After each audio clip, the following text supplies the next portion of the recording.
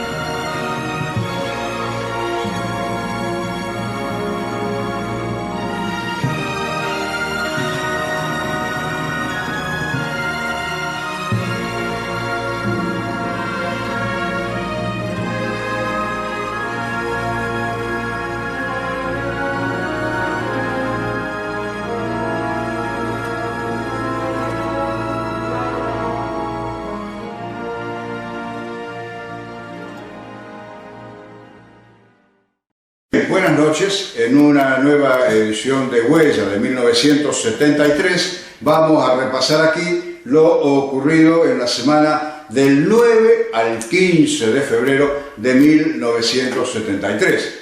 Habíamos visto en programas anteriores las intenciones proscriptivas que tenía el gobierno militar del momento, encabezado por el general Alejandro Agustín Lanusse, hacia el peronismo en general, partiendo de las impugnaciones que se le hacían al general Juan Domingo Perón y luego también a los integrantes de la fórmula del Frente Justicialista de Liberación.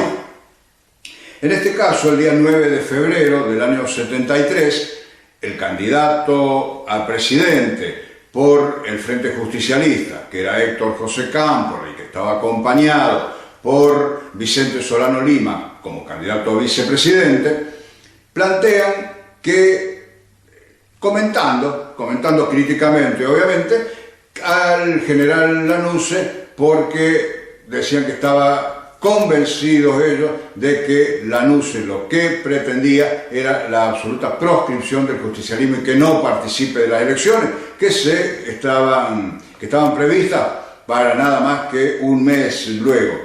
Pero a todo esto, el propio Cámpora señalaba que él confiaba en el honor de las Fuerzas Armadas que iban a cumplir con la palabra empeñada de dar esas elecciones generales del 11 de marzo para presidente, vice, legisladores, gobernadores, intendentes en todo el país. El caso es que, no satisfecho con esto, Cámpora convoca para el día 15 de febrero a una reunión muy amplia, multipartidaria, en el restaurante Nino, que es célebre, que se recuerda, porque es el lugar donde previamente el general Perón había reunido a sus partidarios y a los dirigentes de partidos que iban también a las elecciones del año 1973 para aunar ideas respecto al tema electoral y unir sus fuerzas, por lo menos para reclamar que se concreten las elecciones. En esta reunión a la que convocó Cámpora se plantearon dos posibilidades. Una era llamar a una abstención, al voto en blanco de todo el peronismo. De modo tal que se repetía un poco lo que había ocurrido en las elecciones de 1963, cuando el peronismo sí estuvo proscripto, todos los peronistas votaron en blanco y gana el doctor Ilia del radicalismo por un margen muy chico de votos, alrededor del 20% de los votos. Y la otra posibilidad era acá la de llevar todos los votos a otra fórmula, que no sea la del peronismo, pero que ese candidato se comprometan en el futuro a compartir el gobierno con el justicialismo. Algo que ya había hecho también Arturo Frondizi en el año 61 y eso fracasó. Bien, en otros programas habíamos visto también el tema de violencia que había en la República Argentina, con atentados, con crímenes, con secuestros de militares, de empresarios y últimamente incluso de niños, que eso estaba claro, no era desde el punto de vista político o extremista, sino que eran bandas de delincuentes comunes que aprovechaban la confusión que había en la Argentina para secuestrar niños y pedir rescates. En el año 1972, los primeros meses del año 72, en el mismo día, fueron muertos por bandas de extremistas el general Juan Carlos Sánchez, que era el jefe del segundo cuerpo de ejército con asiento en Rosario, y también Oberdan Salustro, que era el presidente de Fiat Argentina y estaba secuestrado, en dos hechos separados pero ocurridos el mismo día. Los dos tenían juicios en esta altura del año, en el año 1973, y había concluido el caso del juicio a los detenidos por el crimen del general Sánchez. La justicia que actuó en el momento dio a dos de los detenidos cadena perpetua y a otros dos penas que iban entre 8 y 10 años de prisión. A todo esto, en semanas siguientes iba a terminar también el juicio por el caso de Oberdan Salustro. Esto en el orden nacional. Pasando a la provincia, el tema no era exclusivamente político, como lo que tratamos en estos días, sino que el problema era el abastecimiento de carne en Córdoba capital. Esto se debía a que comenzó a haber una escasez del producto en las carnicerías cordobesas porque el gobierno militar de Córdoba había impuesto un control de precios sobre el valor de la carne. Entonces los carniceros aducían que ellos no podían conseguir la compra en los remates ferias porque los ganaderos no enviaban animales a los remates en razón de que el precio que se había fijado no permitía recuperar lo que invertían para tener un animal a término para la faena. De modo tal que es una situación que se prolongó varios días hasta que finalmente el tema se soluciona cuando cesan esas medidas del gobierno del momento. Pasando al ámbito local, ya concretamente a San Francisco, teníamos que en este tiempo estaba todavía muy en sus orígenes el Parque Industrial San Francisco. Había comenzado 2 años antes. El Parque Industrial de San Francisco tuvo distintas formas jurídicas. Fue sociedad anónima, sociedad del Estado, cooperativa en algún momento, en fin. Se ha probado mucho hasta llegar a la fórmula actual, que la tiene desde hace varios años y que se lleva adelante con buen suceso. En aquel momento, en el año 1973, se constituye una sociedad anónima, que era una de las formas que se pensaba que se podía administrar el parque. Y se nombra el directorio, que estuvo presidido en este momento por el licenciado Héctor Montero, que no era de San Francisco, y en el directorio figuraban otro licenciado, Eugenio Jimeno Balaguer, que también venía de la provincia, pero había 2 industriales nuestros y que habían trabajado mucho para la constitución del parque industrial, Eduardo Benier y Santiago Pampiglione. Pero la novedad estaba dada también por la incorporación de un joven economista de entonces, sanfrancisqueño, y que comenzaba a destacarse en Córdoba, que era Domingo Felipe Cavallo. Así que él estuvo también en esa sociedad anónima que se constituyó en el año 1973. Estábamos a un mes de las elecciones, que iban a ser el 11 de marzo. Así que el 11 de febrero llega a San Francisco el expresidente Arturo Illia. Viene para inaugurar en Barrio Sarmiento, concretamente en calle Jerónimo del Barco y Pasteur, un subcomité del radicalismo que se llamaba Crisólogo Larralde.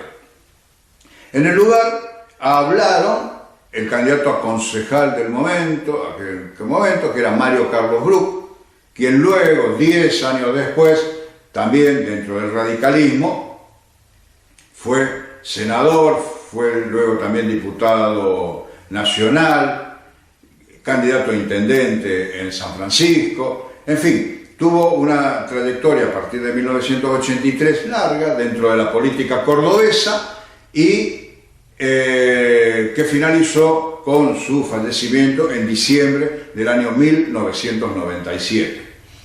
En esta elección del año 73, el radicalismo de San Francisco fue dividido a las elecciones.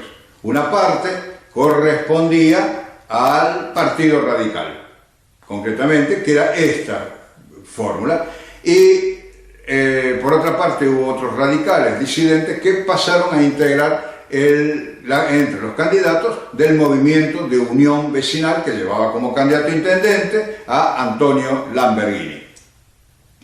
Hablan entonces acá en este acto, además de Bruch, Raúl Perracchione, que era el candidato a intendente por la Unión Cívica Radical, y también otro dirigente del departamento San Justo, que fue muy destacado posteriormente, a partir también de 1983, que era Macario Carrizo, una persona muy vinculada a las actividades agropecuarias en el departamento San Justo. Pero lo interesante en esta visita a la que estamos aludiendo es la presencia del expresidente Arturo Humberto Illia, quien es conocido por su sencillez, en fin, sus formas de ser un tanto tranquilas, y él comenta y hizo al hablar en el acto, dijo que no podía ofrecérsele al pueblo cosas de excepción que después los políticos no iban a poder cumplir. Alegaba a los demás políticos que tenían que ser responsables. El pueblo exige respeto, dijo Illia, y entonces si el pueblo exige respeto, hay que llegar a él humildemente, sencillamente y siempre con la verdad. Bien, esto eran las palabras de Illia en aquel acto en Barrio Sarmiento. Pasando a otro tema local, teníamos que la municipalidad en ese momento estaba a cargo del comisionado Guillermo José Peretti, quien, bueno, acompañó todo el proceso electoral, naturalmente, como correspondía, y a la vez seguía todavía, ¿no es cierto?, con ideas, con proyectos, en fin, llevando adelante ya en los últimos meses de lo que iba a ser su gobierno. Y en ese tiempo se planteaba en San Francisco la necesidad de tener un espacio cubierto para la realización de actividades deportivas. Había varios estadios, no todos tenían alguna cobertura, eran de clubes también, que a veces no podían facilitarlo para otras actividades. En consecuencia, la municipalidad quería disponer de un sitio al que en su proyecto Peretti lo titula que va a ser el Palacio de los Deportes. Y para concretarlo comenzaron algunas gestiones con la empresa Tampieri y compañía, que unos años antes había cerrado su establecimiento de producción de galletitas en el predio que Boulevard 25 de Mayo y Boulevard Irigoyen. En ese lugar, donde había y existen todavía dependencias muy grandes que eran de la empresa Tampieri, Peretti planteaba hacer ahí el Palacio de los Deportes. Es un proyecto que no se concretó en definitiva, después por el cambio de gobierno y todo lo demás, pero sí la municipalidad, en el gobierno que sucede al de Peretti, instala en el lugar la Dirección Municipal de Cultura y Deportes, que utilizó las instalaciones, pero no con la finalidad que pretendía Peretti en su proyecto original.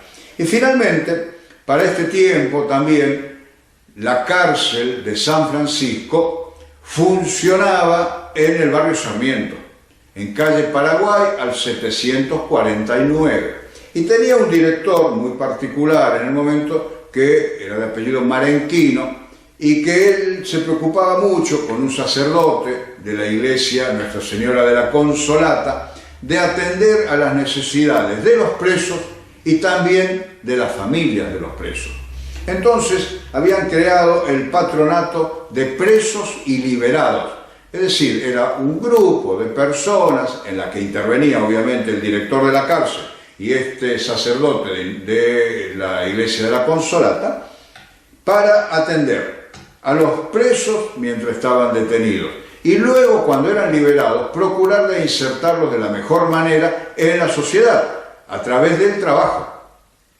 Pero mientras estaban detenidos también le procuraban que en unas instalaciones que eran muy precarias y que tenía la cárcel de encausados en ese lugar, en Barrio Sarmiento, procurarles un mejor pasar, un mejor tiempo en la detención. Así que acá, ante la proximidad del otoño, luego del invierno, la época fría, y previendo, para no hacer las cosas a último momento, comienzan a pedirle a la población que quienes tenían ropa de abrigo para varones, que eran los detenidos, podían acercarlos tanto a la cárcel como a la iglesia Nuestra Señora de la Consolata y donarlos para ser luego entregados a los detenidos y en algunos casos también a las familias, si la familia tenía necesidades en ese sentido, que probablemente también ocurrían estos casos. A todo esto, en esta misma época también, ya estaba en construcción la obra de la unidad penitenciaria número 7, que es la que está en la actualidad, y que venía a suplantar aquel viejo edificio que teníamos como cárcel en la ciudad de San Francisco hace 50 años. Esto es todo por hoy en el programa de Huellas de 1973, pero vamos a hacer un cierre musical como hacemos en cada uno de los capítulos de este año, y en este caso con una participación de Palito Ortega. Palito Ortega vino en varias oportunidades a actuar en San Francisco, dio espectáculos en distintos clubes, en teatros, incluso posteriormente, en fin. Pero acá no aludimos a una visita de Palito Ortega a San Francisco, sino por el tema musical que él estaba imponiendo en estos días previos a las elecciones. Un tema que venía del año 1972 y era Yo Tengo Fe. El tema, como vamos a verlo, está subtitulado, van a poder interpretar mejor la letra de la canción y van a ver ustedes que tiene una vinculación con el momento político que vivía el país en estos días. Palito Ortega siempre fue un adherente del Partido Justicialista. Es más, recuerdan que fue gobernador de la provincia de Tucumán, su provincia natal, por el justicialismo, fue senador también por el justicialismo y también fue candidato a vicepresidente de la Nación en 1999, integrando la fórmula con Eduardo Duhalde. En consecuencia, él acá, en el año 73, se mostraba como una persona afecta, por supuesto, al partido en el que él militaba, y compone Yo Tengo Fe, donde él habla de que veía que se avecinaba un tiempo de justicia, justicia social, de paz, en fin, y esa es la letra precisamente de la canción. La versión que vamos a ver ahora es de esta época y cantada por Palito Ortega en el Festival de Viña del Mar en Chile. Pero también tenemos en cuenta que para este tiempo de 1973, la selección de fútbol de la República Argentina estaba participando en las eliminatorias para el 10º campeonato mundial de fútbol en Alemania Occidental. Todavía Alemania estaba dividida en ese tiempo. Y era la canción aquella que decía que tenía fe que íbamos a ganar en el mundial y que la vuelta la daríamos en Alemania Occidental. Así que bien, quedan ustedes con la compañía de Palito Ortega, Yo Tengo Fe, y les agradecemos la atención que prestaron a este programa de Huellas. Buenas noches. Estamos seguros de que todos luchamos permanentemente para tratar de encontrar la felicidad. Tratamos de luchar para que nuestros hijos hereden un mundo mejor, y por eso esta canción que dice: yo tengo fe que todo cambiará, que triunfará por siempre el amor. Yo tengo fe, será una realidad, el mundo de justicia que se empieza a despertar. Yo tengo fe, yo creo en el amor. Yo tengo fe, también mucha ilusión, porque yo sé, será una realidad, el mundo de justicia que ya empieza a despertar. Yo tengo fe, los hombres cantarán una canción de amor universal. Yo tengo fe, será una realidad, el mundo de justicia que ya empieza a despertar. ¡A ver ese coro! ¡Ah! La la la la, la la la la la la. La la la la, la la la la, la la la la, la la la la.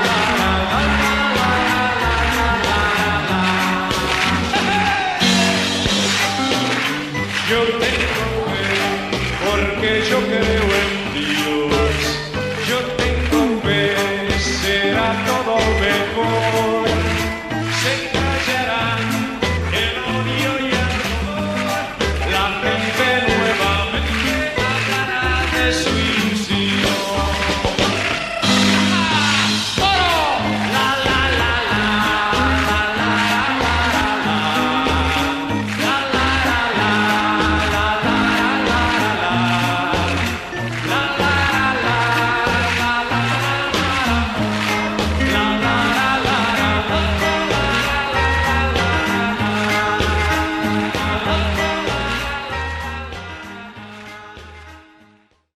Macoser, para sus productos Singer y Florencia,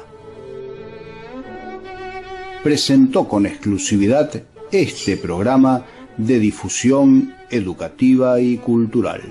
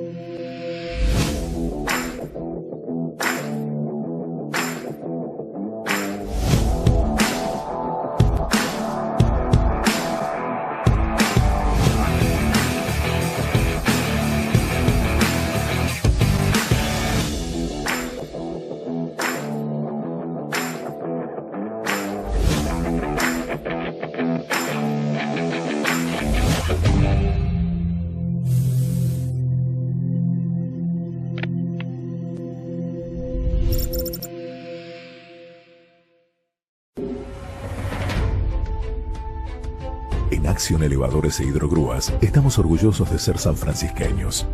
Orgullosos por facilitar los trabajos en altura y el manejo de carga con eficiencia y seguridad. De generar trabajo de calidad con tecnología 4.0 y de exportar nuestro trabajo a más de 20 países. Orgullosos de trabajar con los emprendedores, las instituciones y los clubes locales.